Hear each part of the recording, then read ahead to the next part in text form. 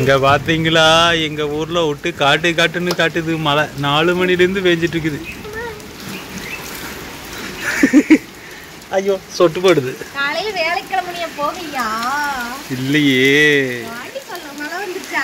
பாத்தீங்களா மறுபடியும் மழை ஆரம்பிச்சிருச்சு.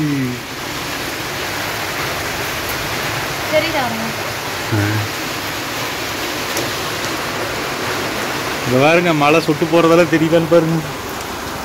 குடிச்சு ஊத்துதே.